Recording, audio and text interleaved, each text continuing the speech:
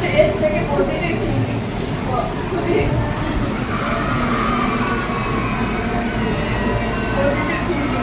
Positive thinking એટલે જીવનની સફળતાની આ સફળતાના નાનકડો પદ એ આપણા જીવનને ઉચ્ચ શિખરો સુધી લઈ જાય છે. પોઝિટિવ થિંકિંગ માત્રથી માણસમાં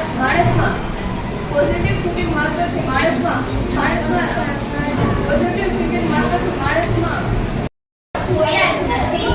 અને હા, આજે તો અમને સ્કૂલેથી અમારા પરિવાર વિશે લખવાનું કહ્યું છે. પરિવારમાં હોય છે શું વળી? હું, ભાઈ, મમ્મી અને પપ્પા. પરિવાર તો આટલામાં શું લખવાનું હોય વળી? મમ્મી પપ્પા, તમે ક્યાં ગયા હતા? હું તમને ક્યારની શોધતી હતી. શું કહો છો? તમે પાર્ટીમાં ગયા હતા? હા, મને ખબર છે. તમે રોહનના દાદાદાદીની બર્થડે પાર્ટીમાં ગયા હતા. રોહનને કેવી મજા આવતી હશે નહીં?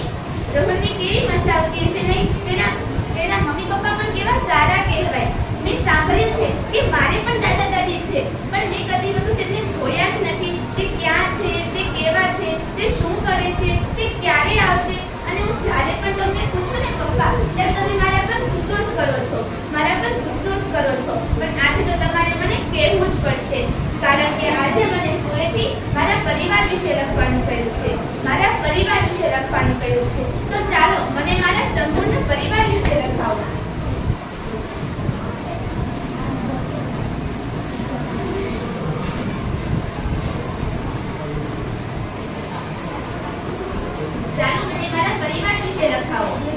પહેલા મારા દાદા દાદીથી શરૂઆત કરો. શું થયું? તમે બંને એકબીજાની સામે કેમ જુઓ છો? શું કહો છો? કે મારા દાદા દાદી વૃદ્ધાશ્રમમાં છે. મને અફસોસ છે પપ્પા, કે આજે મેં તમને ચેક ન કરી હોત તો તમે મને આજે પણ ન કહેત. શા માટે તમે તેમને વૃદ્ધાશ્રમમાં મૂકી આવ્યા? શું મમ્મી અને દાદીનો ઝઘડો થતો હતો? શું તેઓ તમને હેરાન કરતા હતા, મારતા હતા? તેમને પપ્પાને ઉછેર્યા, ભણાવ્યા, નોકરી મેળવી ત્યાં સુધી એમની ફરજ નિભાવી છે. પરંતુ જ્યારે તમારો ફરજ નિભાવવાનો વારો આવ્યો ત્યારે તમે તેમને વૃદ્ધાશ્રમની ભેટ આપી છે.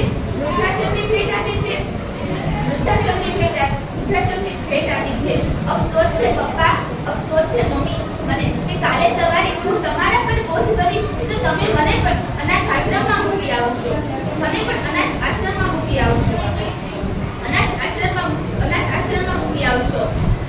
ગણેશજીએ કહ્યું છે કે મા બાપના ચરણોમાં ચારે ધામ અને સ્વર્ગ હોય છે. પરંતુ પપ્પા, તમે તો ચારે ધામ અને સ્વર્ગને જ વૃદ્ધાશ્રમમાં મૂકી આવ્યા છો. તમારું બધાનું શું કહેવું છે? મંદિર કોને કહેવાય? કે જ્યાં એક વૃક્ષની આશા અને જ્યાં એક મા બાપ. તમે એક વખત તમારી નજર બદલીને જ્યાં તમારા મા બાપ રહે છે ત્યાં તમે એકવાર નજર બદલીને જોજો અને વિચાર કરજો. અને જ્યારે તમે વૃદ્ધાશ્રમ